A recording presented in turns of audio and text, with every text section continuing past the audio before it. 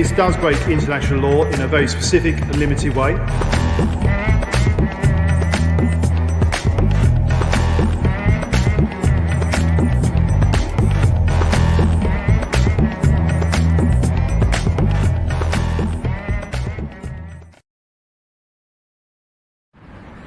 Hi, I'm Anna Bird, I'm Chief Executive of the European Movement, and we are here today at Westminster to send a message to Boris Johnson that we say no to no deal. According to the government's own assessments, no deal could cause chaos at our borders, increased food prices, civil unrest, recruitment shortage in the NHS and lost opportunities for our young people. And that's why well over 100,000 people have signed our petition. We are calling on the Prime Minister to avoid a no-deal scenario. We've already sent our petition in electronically, so he cannot ignore it. And we're going to send you some footage of us posting it physically shortly. But first, here's a video of some of our campaigners and telling us why they have supported our campaign. As a small high-tech exporter, I'm supporting no to no deal to avoid being hit with an avalanche of red tape, additional costs, customer delays and reduced agility. To protect British farming, animal welfare and the environment. To ensure smooth access to medical supplies. I'm from the North East and we're set to be the worst affected economically up here by a no-deal Brexit, especially with Nissan closing. I'm supporting the No to No Deal campaign as the basis for a good future relationship with Europe.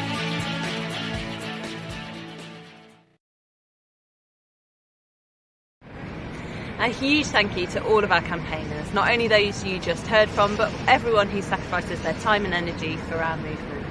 Before we show the footage of our petition being sent through the post physically, here's a short video from Gavin Esler, who to many of you will be known as an author and broadcaster, but he's also Chancellor of the University of Kent, which is a county which could be really badly affected by no deal.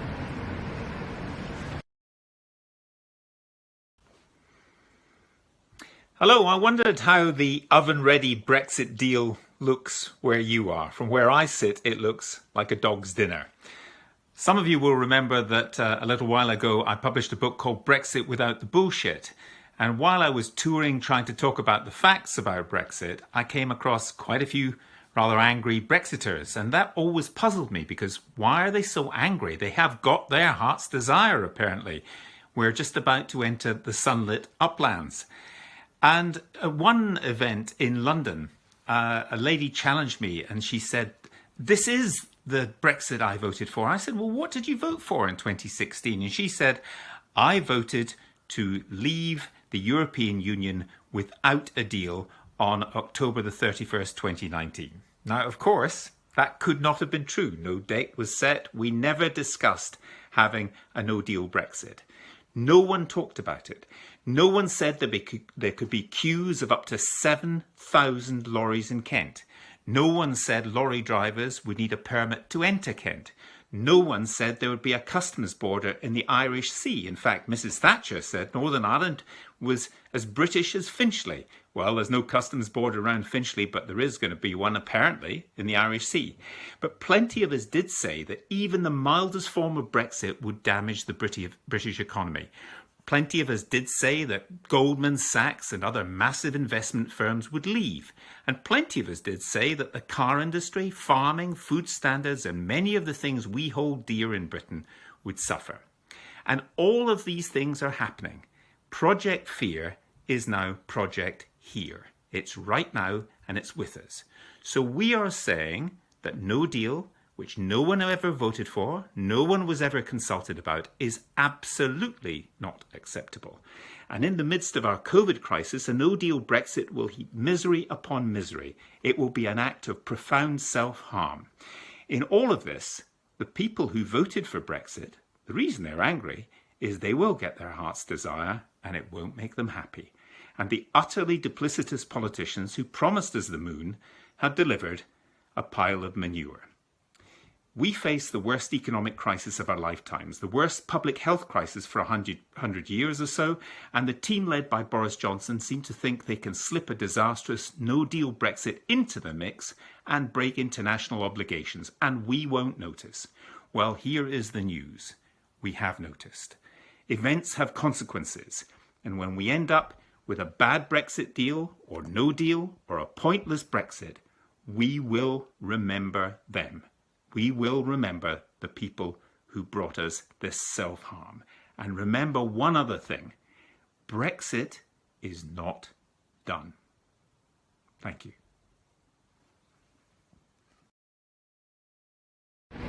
Thank you, Gavin. We had hoped to hand our petition in directly to number 10 today, but due to COVID-19 that just hasn't been possible.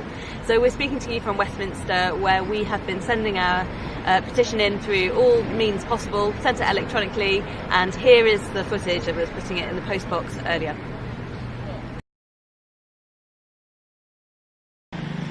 We're here today to tell Boris Johnson no to no deal.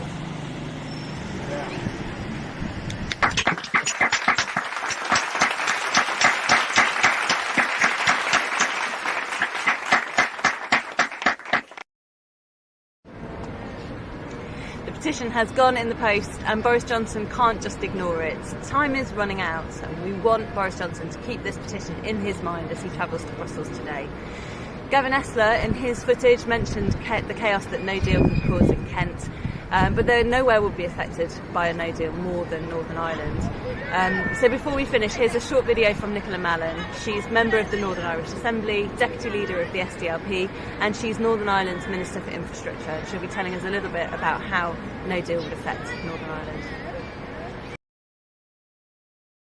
As a minister, a public representative, a mother and a daughter, and a citizen from Northern Ireland, it is my duty to be here with you, to send a clear signal to the British government that a no-deal Brexit threatens the very fibre of our way of life on the island of Ireland. A no-deal outcome risks socio-economic and political instability to our lives, and it must be resisted. My party, the SDLP, campaigned against Brexit. We fought to stop Brexit to protect our peace, our communities, and the freedoms and rights we have on this island.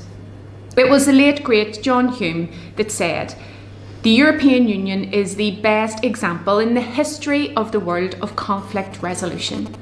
Coming from a society plagued with a divided past, Northern Ireland owes so much to the EU: cooperation, collaboration, partnership, and peace. That is what the EU has taught us. That is what it has given us. Our peace process, our agreement, the Good Friday Agreement, was supported by the people of Ireland. The two principles of that agreement ensures that there will be no hard border in Ireland, and local people will make local decisions for local communities. A no-deal outcome is unimaginable, unthinkable. But then again, for many of us, so was Brexit. So was a government that would break international law. It is the height of recklessness. In a world facing the challenge of COVID, the challenges of climate change and an ever difficult economic future, a no-deal Brexit adds further hardship to families across these islands. It is shameful that any government could or would countenance such an outcome. In my own government, the Northern Ireland Executive, I proposed an extension to the transition period. If it's time the Tories need to get a deal, then they should take the time. They should get it right. But instead, we are faced with uncertainty, time ticking down, time running out. Businesses and communities are confused, uncertain, filled with anxiety and worry about the future. It is unforgivable that the Prime Minister and his government has continued to pull our people through this while we battle every day to stop the spread of COVID-19, to save lives and to save our hospitals and our businesses. The test of any government is if they can pull together and rise to the challenges posed by a crisis. But this government has chosen instead to pull us apart and to create crisis.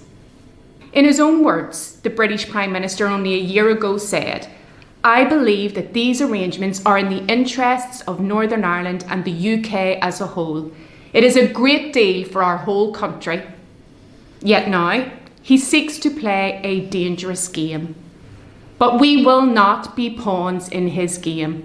It is our lives, our livelihoods, our communities, families, our economy, and our futures that he is putting at risk. How can anyone trust the word of the Prime Minister when he does a deal not even 1 year ago and now he seeks to undo it? The British government pretend they want to protect the Good Friday Agreement, but really they want their Brexit, any Brexit, at any cost. That is why we are here. That is why we say no. No to borders. No to economic chaos. No to crisis. No to a power grab. And no to a no-deal Brexit. Thank you, Nicola. The European movement is completely people-powered. Our members, our supporters, our volunteers, our local groups are at the heart of everything we do. That's why our campaigners were sending the petition for us today. And as we finish, I hope that you will get involved in our movement. You can join your local group, find out where it is on our website. You can sign up to virtual events, become a member of the European movement. Let's all unite to send a clear message to Boris Johnson. We say no to no deal. Thank you very much.